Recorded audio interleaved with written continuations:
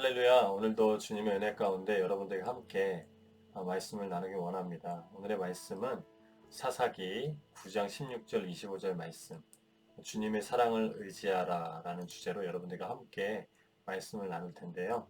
제가 먼저 기도하고 함께 말씀 나누도록 하겠습니다. 하나님, 오늘 사사기 말씀을 통하여서 하나님의 진리와 하나님의 사랑과 하나님의 은혜를 깨닫기 원합니다.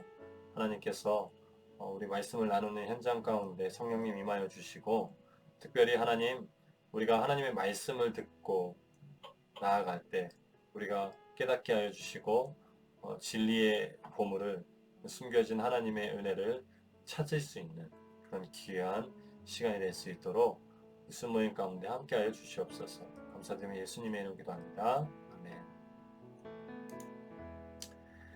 사랑하고 축복합니다, 여러분. 오늘 말씀을 우리가 한번 나누기 원하는데요. 네, 사사기 9장 16절 25절 말씀입니다. 제가 읽겠습니다. 그런데 당신들은 아비멜렉을 왕으로 삼을 때 진실하고 신실하게 대접했소. 또 여룻바알과 그 집안을 공정하게 대접했소. 그가 받아 마땅한 대우를 그를 대접했소. 내 아버지가 당신을 위해 싸웠고 목숨을 걸고 미디안의 손에서 당신들을 구해냈소.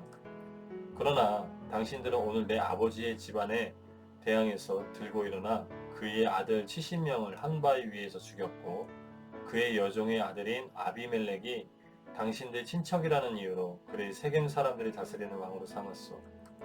만약 당신들이 오늘 여룻바알과 그 집안에 대해 진실하고 신실하게 대했다면 당신들은 아비멜렉과 함께 기뻐하고 그 또한 당신들과 함께 기뻐할 것이요.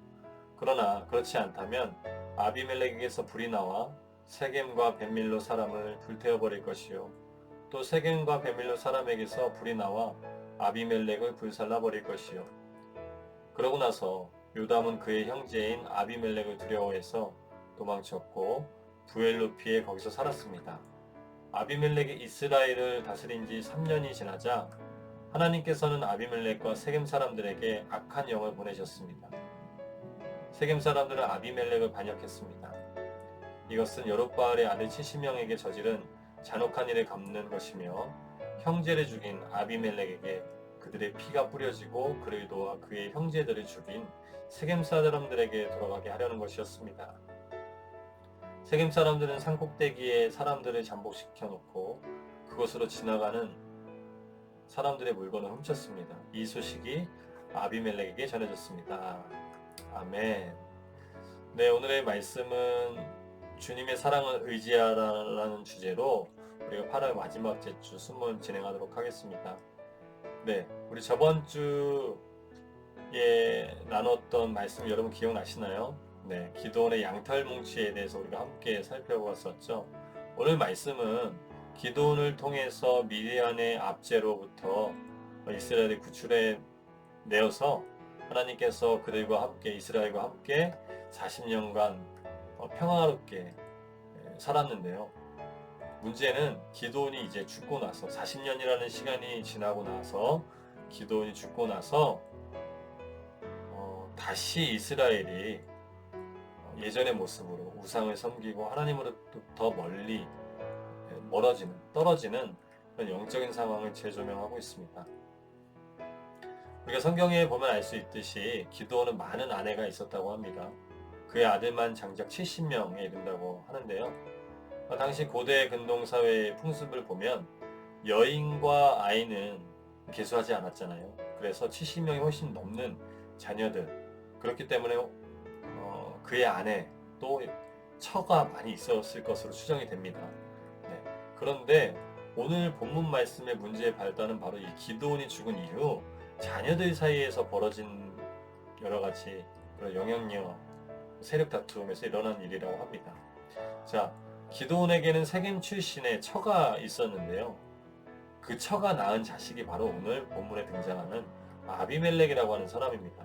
이 아비멜렉은요, 기드온의 직계, 즉 후계자 구도에서는 좀 멀리 밀려나 있는 그런 서자와 같은 사람이었죠. 처의 자식이었기 때문에요.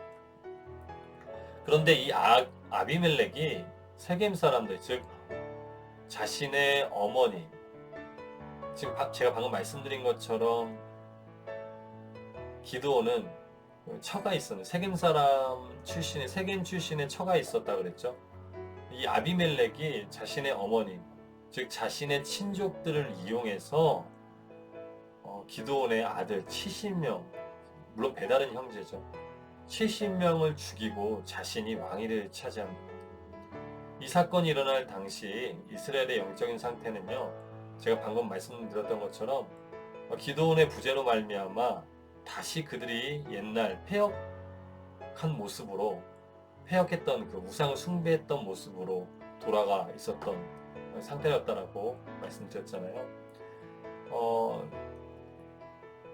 제가 방금 말씀드린 거, 자, 오늘 말씀을 통해서 우리가 알 수 있는 것은요, 한 사람 한 사람의 영적인 영향력이 굉장히 중요하다는 겁니다. 물론 보이지 않지만 기드온이 그런 영적인 리더의 부재로 말미암아 다시 그들은 우상을 섬기게 되었다는 것이죠. 사랑하는 여러분, 늘 영역 가운데 깨어 있으시고 성령 충만하시기를 주님의 이름으로 축복합니다. 여러분들의 한 사람 한 사람의 그런 영적인 능력은 실제 우리에게 보여지진 않지만 굉장히 중요하다라고 성경은 이야기하고 있죠. 그러므로 날마다 깨어서 성령 충만함으로 여러분들이 속해 있는 공동체와 또 가정, 모든 그런 모임 가운데 생명과 능력으로 함께 하시길 주님이 축복합니다. 자, 오늘의 말씀 16절, 17절을 한번 살펴보면요. 자, 오늘 말씀은 누가 누구에게 하는 말인가? 자, 기드온의 아들 70명 가운데 막내이자 유일한 생존자인 요담이라는 자가 있었어요. 그런데 제가 방금 말씀드린 것처럼 아비멜렉이 70명의 그런 기드온의 아들들을 죽였는데 그 중에 유일하게 살아남은 막내 아들이 하나 있었는데 그게 바로 요담입니다. 이 요담이라는 사람이 자신의 가족에게 악행을 저지른 이 아비멜렉과 그의 친족들에게 비판하고 또 그들을 하나님의 말씀으로 그들이 다시 깨우치기를 바라는 그런 선포의 말씀이 바로 오늘 말씀인데요. 16절에 보시면 진실하게 신실하게 라는 단어가 있습니다. 이것은 히브리어 원어로 보면요, 진리를 말한다, 또는 이것을 좀 풀어서 해석을 해보면 당신은 온전한 진리와 진실을 선택하고 행동하는 것입니까? 라고 요담이 물어보는 거예요. 다시 한번 말씀드릴게요. 당신은 지금 하나님의 진리 안에서 온전한 행동을 하고 있는 것입니까? 라고 요담이 아비멜렉에게 묻고 있는 것입니다. 여기서 말하는 진리와 진실은 무엇일까요, 여러분? 당신은 진리로 행하고 있습니까? 라고 말씀드렸잖아요. 여기서 말하는 진리, 즉 진실은 무엇입니까? 바로 하나님이 정해주신 선한 동기와 기준이라는 것이죠. 따라서 당신은 하나님의 선한 동기와 기준으로 지금 행동하고 있는 것입니까? 라고 묻는 것이죠. 분명 이들은 방금 전까지만 하더라도, 기드온이 살아있을 때만 하더라도 하나님의 선민으로 살았잖아요. 그런데 기드온이 죽자마자 바로 예전의 패역한 모습으로 돌아갔다라고 이야기합니다. 좀 더 정확히 말하면 이제 그들은 더 이상 선을 선으로 갚지 않고 선을 악으로 갚는 그런 악의 기준으로 살아갔다라고 보시면 되겠죠. 여러분 생각해 보세요. 민족의 영웅이자 또 그들의 그 공동체의 영웅과 같은 사람 기드온 아닙니까? 그 기드온의 집안이 무슨 큰 잘못을 했길래 그의 일가족을 그렇게 처참하게 죽일 수 있겠습니까? 이 아비멜렉의 선택은 철저히 악의 지배를 받고 있는 그런 상태였다라는 것이죠. 네. 18절을 우리가 계속 한번 보도록 하겠습니다. 그의 아들 70명을 한 바위 위에서 죽였고, 네, 자, 이 문장을 한번 보시겠어요? 그는 왜 70명을 죽인 것일까? 아비멜렉의 이름의 어원을 통해 알 수 있듯이요. 아비멜렉, 네, 멜렉이라고 하는 것은 왕이죠. 아비는 말 그대로 나의 아버지, 네, 아비라는 뜻입니다. 네, 아비, 네, 다 이 히브리 언어죠. 네, 결국엔 나의 아버지는 왕이다라는 이름의 그 뜻을 가지고 있어요.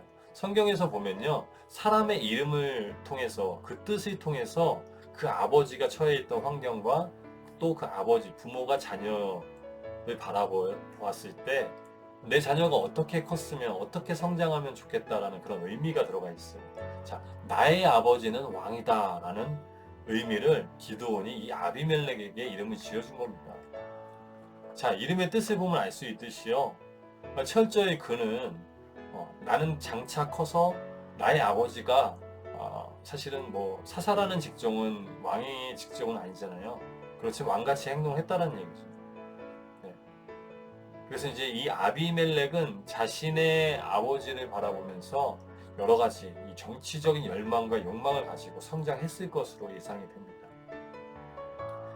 결국엔요, 이런 잘못된 이기적인 야심과 내가 꼭 왕이 되겠다라는 열망으로 결국에는 이렇게 큰 악행을 저지르게 되었던 것이죠. 다시 한번 말씀을 좀 풀어서 말씀을 드리면 나의 정치적인 야망과 욕구를 위해서 나의 출세를 위해서라면 내가 악행도 서슴없이 저질러서 나의 이런 정치적 야망을 성취하겠다라는 의미를 가지고 있는 것입니다. 사랑하는 여러분, 이 말씀 구절을 묵상하는 가운데 여러분들은 자신은 어떤 진영에 놓고 묵상을 하고 계십니까? 기드온의 자녀, 그 악의 집단으로 말미암아 처절하게 살해당하고 또 여러 가지 업심을 당한 이 기드온 일가의 입장에서 지금 묵상을 하고 계신가요? 아니면 자신이 아비멜렉이라고 생각을 하시고 묵상을 하십니까? 오늘 성경 말씀이 이 구절을 우리에게 보여주는 이유는요. 물론 기드온의 자녀들처럼 선을 행하고 또 하나님의 말씀 앞에서 순종하고 살아가면 좋겠지만 더 나아가서 아비멜렉처럼 자신의 이익을 위해 악의 개념을 쫓지 말라는 겁니다. 자기의 야욕과 야망을 위해 이기심을 바탕으로 하는 그 욕망에 폭정을 이루지 말라는 거죠. 우리 모두는 아비멜렉처럼 이런 진영 논리에 빠져 있어서요. 나에게 이익이 되고 또 나에게 도움이 될 만한 상황과 사람들을 선택하고 쫓는 것이 현실이잖아요, 사실.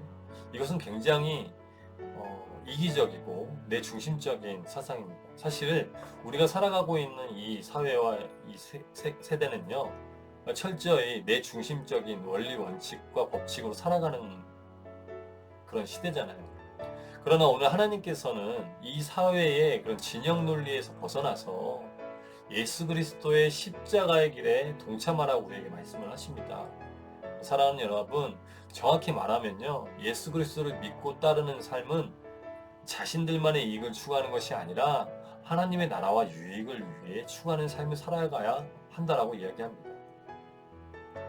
그것이 나에게 이익이 되지 않고 도움이 되지 않는다 할지라도 만약 하나님의 나라의 유익과 번영을 가져다 주는 일이라면 담대히 그것을 붙잡을 수 있는 그런 믿음의 선한 선택과 기준으로 살아가라고 이야기하는 것이죠. 제가 방금 말씀드린 대로 이 아비멜렉의 삶과 요담의 삶, 우리가 한번 대조해 볼 필요가 있는데요.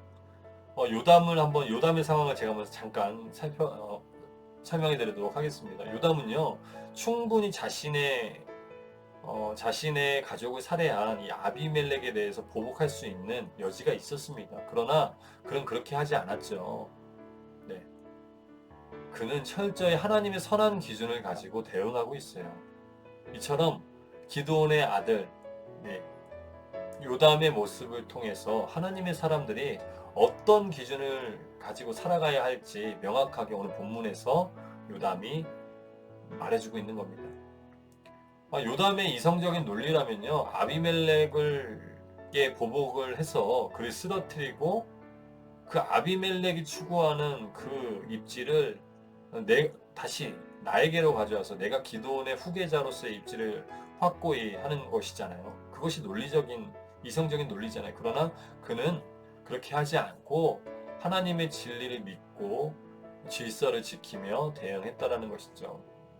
사랑하는 여러분은 어떤 인생을 선택하시겠습니까? 자신의 이익을 위해서라면 악의 기준을 선택했던 이런 아비멜렉의 인생을 사시겠어요? 아니면 자신의 혈육을 죽인 원수에게 보복할 수 있음에도 불구하고 그것이 하나님의 기준에 부합하지 않기 때문에 그 악의 기준에 따르지 않고 철저히 하나님의 이름으로 대응하시겠습니까? 비록 당장 나에게 억울함과 비참한 최후가 나에게 다가오는 것 같지만요. 하나님께서는 모든 일을 알고 계시고 지켜보고 계시고 기억하고 계십니다. 계속해서 19절과 20절을 한번 보겠습니다. 네. 자, 그러므로 여러분 제가 방금 말씀드린 대로 하나님을 믿고 의지하시길 바랍니다. 요담은 계속해서 하나님의 일을 주장하고 있어요. 만약 하나님이 절대적 기준 앞에서 자신을 속이고 하나님을 속이면 그들은 하나님의 심판을 받을 것이다 라고 예언하고 있는 것이죠. 이 구절을 통해서 우리가 알 수 있는 것은요, 하나님의 편에 선 사람들에게는 하늘의 통찰력을 주십니다. 기도원에게도 성령님이 임하셨던 것처럼 지금 요담에게도 하나님께서 임하셔서 그에게 놀라운 그런 통찰력, 그런 예언을 할 수 있도록 그를 사용하시는 거예요. 여러분, 근데 우리가 생각하는 이 통찰력은 인사이트라고 하죠. 무엇인가 굉장히 대단한 능력이라고 생각하는데 그렇지 않습니다. 굉장히 간단하고 굉장히 단순한 원리를 가지고 있는 능력인데요. 하나님의 절대적 기준, 즉 하나님의 선한 기준을 따라 살아가면 하나님의 열매를 맺게 되어 있어요. 선한 열매를 맺게 되어 있다는 거죠. 반대로 악의 기준의 것을 선택하고 그것을 붙잡고 살아가는 인생은 즉 악의 열매를 맺게 되어 있다. 사망과 죽음에 이르르는 결과를 초래하게 될 것이라는 이런 간단한 원리라는 것이죠. 따라서 지금 요담의 이런 통찰력은 실제 하나님의 선한 기준을 따랐기 때문에 하나님께서 그에게 능력을 주시고 그는 하나님의 도구로 사용받고 있게 된 것이죠. 네. 자, 그렇다면 왜 방금 전에 말씀드린 것처럼 18절과 19절에 우리가 말씀을 나눈 것처럼요. 왜 그들은 서로를 파멸의 길로 치닫게 만드는 것인가? 결국엔요. 그들은 철저히 하나님으로부터 시작되는 것이 아니라 악인의 꾀를 쫓아서 일을 진행하고 시작했기 때문에 결국에 그들이 얻을 수 있는 열매는 파멸의 열매였습니다. 사랑하는 여러분, 계속해서 여러분들에게 권면하고 도전드리고 싶은 것은요, 끝까지 하나님의 선한 능력을 붙잡으시고 어떤 일에 있어서 일을 시작하실 때에 꼭 하나님의 선한 기준으로 나아가시기를 주님의 이름으로 축복합니다. 네. 끝으로 21절과 22절, 23절, 24절, 25절 말씀을 보게 되면요. 결국엔 아비멜렉과 이 세겜 친족 간의 관계가 깨져버립니다. 네, 그들의 파트너십은 깨져버리고 철저히 그들의 유토피아는 이루어지지 않죠. 철저히 하나님께서는 그 70명의 아들의 피해 값을 세겜 사람들에게 물으시고 아비멜렉에게 물으십니다. 그리고 결국엔 오늘 본문에 나와 있지는 않지만 결국엔 그들은 서로 전쟁을 펼치고 서로를 죽이다가 결국엔 모두 파멸하게 되게 되죠. 사랑하는 여러분, 오늘 우리가 짧은 시간 다 함께 나눌 수는 없지만요. 결국 이 요담의 억울함과 또 요담의 이런 울분을 하나님께서 다 들으시고 보고 계셨어요. 그리고 철저히 악의 꾀를 쫓는 사람들에게는 악의 열매로 대갚아 주셨다라는 사실을 기억하시고 이번 주 8월 마지막 주 말씀을 순장님과 또 우리 함께 순원분들과 함께 나누시기 바랍니다. 오늘도 함께 해주셔서 감사합니다.